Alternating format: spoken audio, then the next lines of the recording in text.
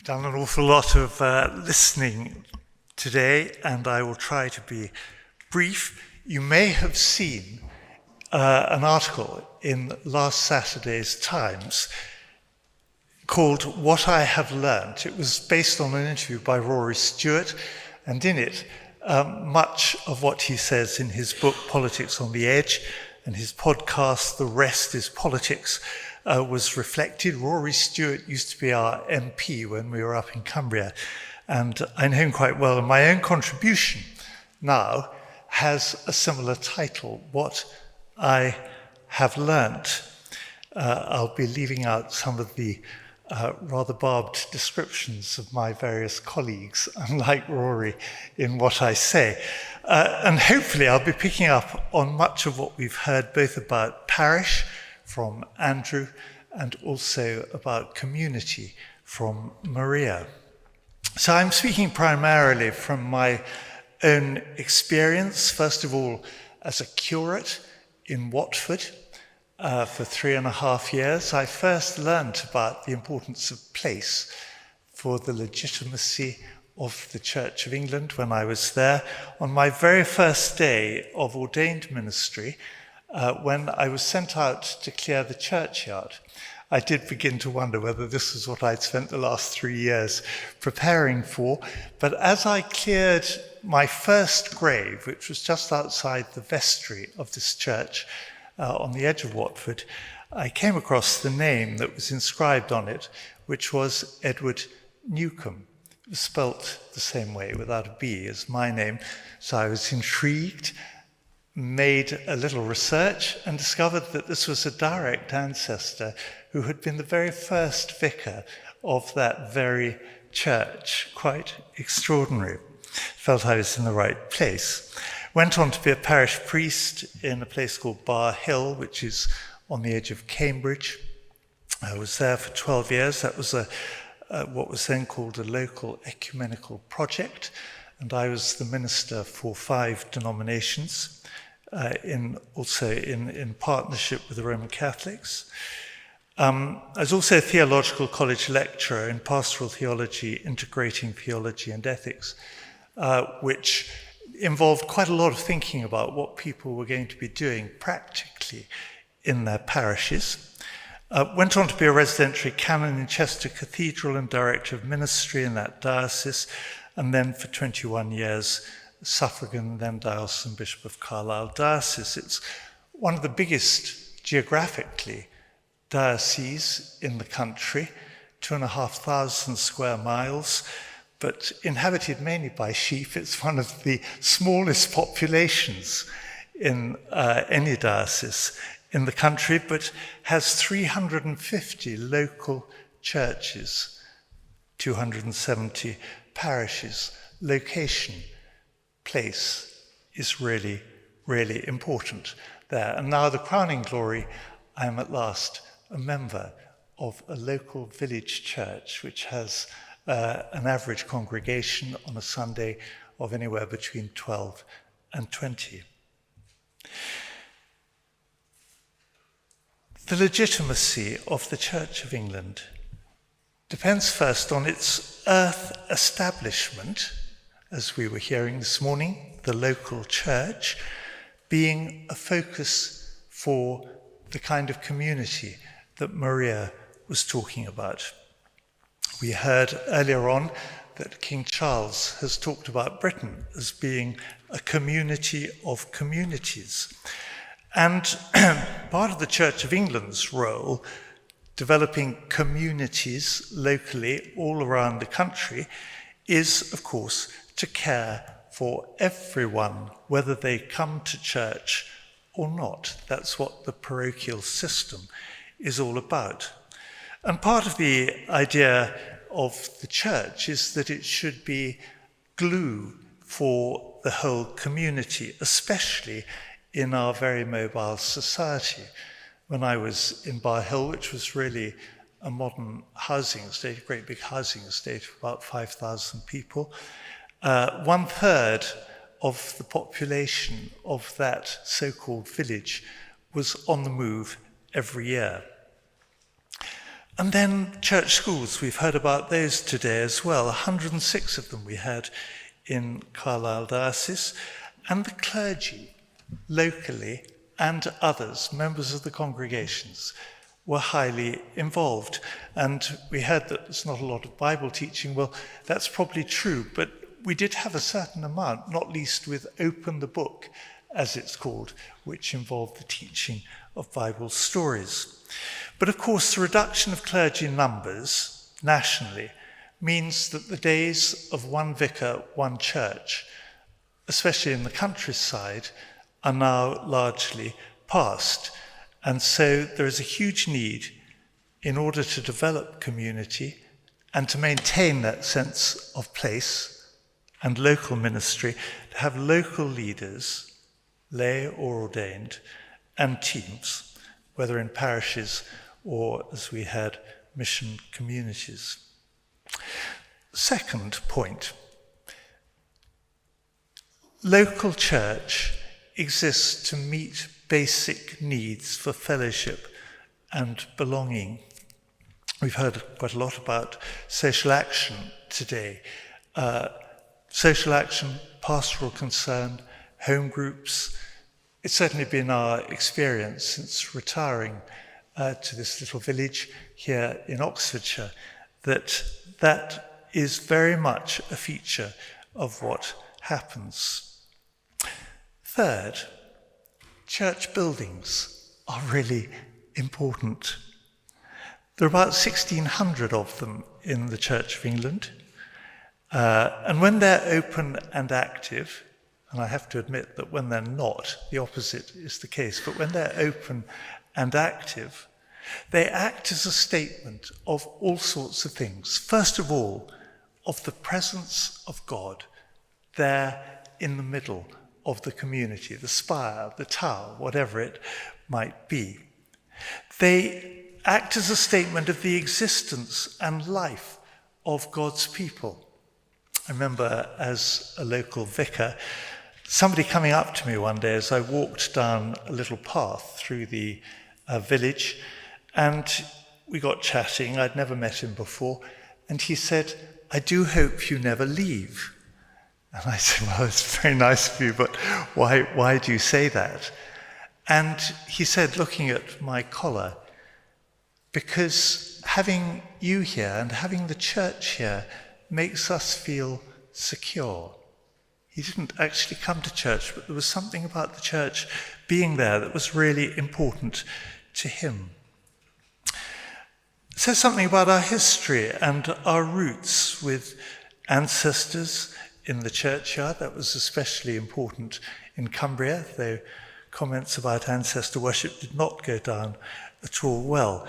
And I remember my own experience going to a licensing of one of our clergy in a little church in Shropshire, as I, before the service, looked round the walls at some of the plaques on the walls of this little church I'd never been to before, and to my astonishment, found that two of the plaques were to two of my ancestors. There seemed to have been a lot of clergy in my family, who between them had been vicar of that very church for 100 years.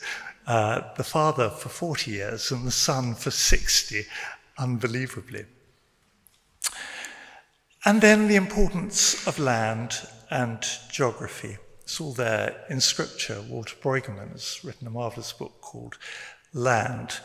And the fact that in many local churches, the daily office, morning and evening prayer, is said day by day. The bell is rung. My training incumbent, when I was a curate, used to talk about keeping the rumour of God alive. I didn't think much of that comment. I thought we ought to be doing a heck of a lot more than that. But he had a point. And then the use by the community of some of these buildings, the occasional offices. Pretty churches like the one we're in at the moment, there are a lot of weddings and baptisms and funerals as well. They're used for quiet prayer by tourists, and of course during COVID they were very popular when they were open. for various activities. In the church where I was the vicar, which I'll say a bit more about in a moment, there were innumerable activities every day. Toddlers groups, aerobics groups, slimming groups, voting when there were elections and all the rest of it. In the tradition of medieval markets, when they used to drive the sheep and the cattle into churches and sell them there. So when people complained about all these secular activities taking place in our churches, I would say this is about the community, about encouraging people to come into the church, about using our building for the community, not just for a little gathered congregation every Sunday. And that's what they have always been for. And then gatherings with clergy and others when disasters take place. Bishop Graham talked about the Grenfell Tower disaster. We didn't have that in Cumbria, but we did have some years ago a terrible incident that attracted global attention, the shooting of 14 people by a taxi driver called Derek Bird, who went berserk and drove around simply shooting people at random. The world's press descended on us, and there were all sorts of gatherings in churches, and people wanted to talk to clergy, even though they had no other connection with the church. The same was true during the floods that we had in 2009 and 2015, and so on and so on. Again, national news, but people wanted to talk with Christians, in particular with clergy, and come to church buildings. And that's why Archbishop Rowan Williams said that church is somewhere where people put their emotions when they have nowhere else to put them. They come to church to express some of those emotions because they know there's something more there. We heard about the sort of spirituality that there is in our country a bit earlier on. Fifth, faithful witness. We've heard that faithful witness is the key to legitimacy, service in word and deed, very important, to the community. And that ideally, in my view, is ecumenical. Several people have used that word ecumenical today. Crucially important. Cumbria, we liked to call the first ecumenical county. We worked for four denominations. We're in very close partnership right across the county, Anglican, Methodist, United Reformed and Salvation Army, with another four in partnership too, as companions. And we felt that that combined witness was really important in that locality. It's part of our faithfulness, rooted in John 17, Jesus' prayer that his disciples, his followers, might be one. And of course, the Church of England, in that context, does, as Bishop Graham was saying earlier on, have a convening role. Sixth, growth, church growth, depending very heavily on relationship. Maria was talking about relationship earlier on. I spent most of my 21 years as a bishop encouraging clergy and others to develop local relationships and to do some old-fashioned visiting. They thought I was the last of the dinosaurs. We've heard about dinosaurs too today, roaming the earth. But to do some visiting, to relate to people rather than getting stuck behind their computer screens. And certainly that has been the key to a growing church, a growing community in most of the growing churches that I've known, including our own church in Bar Hill, which grew from 20 to 200. And that raises the question, seventh, of church architecture. As a result of that growth, we grew out of the church we had, which was a fairly modern one, and I had the privilege of helping to design with one of our church members, who happened to be an architect, and build a new church, not something that people very often have to do nowadays. And that involved thinking through the basic principles of what a church, a local church, and this was the only church in that community, is there for. And the first principle, historically, for any church has to be light. But it also involves somehow combining transcendence, had a whole session on transcendence, and immanence, God in majesty and God here, close by, among us.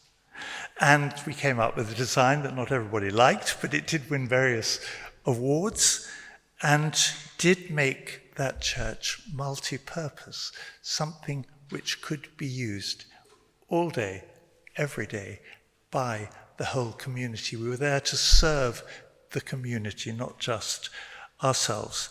And finally, the House of Lords, which has been mentioned several times today, the burden of establishment, high establishment, however deeply theologically flawed it may be, in which I had the privilege of serving for 10 years with a brief as the church spokesperson on health and social care. People knowing me often ask, why on earth were you doing health and social care? To which the answer was very simple. I was called in by Rowan Williams when he was Archbishop and asked to do this. And I said, sounds really interesting, but why me? To which he said, well, you were a hospital chaplain, weren't you? So I said, no, I've never been a hospital chaplain. To which the answer came back, oh, well, don't worry about it, just get on with it. It's been a revelation. And I like the comment about making the most of it while we can in the Lords. We certainly did manage to annoy the humanists, but place and the locality of the Church of England was certainly very valuable in that capacity. Peers in the House of Lords have no constituents as such. They're not elected, they're appointed. But as a diocesan bishop, I was able to mention local examples of things I was thinking about and talking about. And also, I was able to explore and research issues locally that I could then discuss in the select committees of which I was a part and in speeches. And that local engagement, local involvement, local positioning gave a certain street cred. So what have I learnt? Well, I think my own experience of ordained ministry over the last 45 years suggests place really matters. It isn't the be-all and end-all, but it certainly does contribute to the mission that we all share and to the legitimacy of the Church of England. Thank you.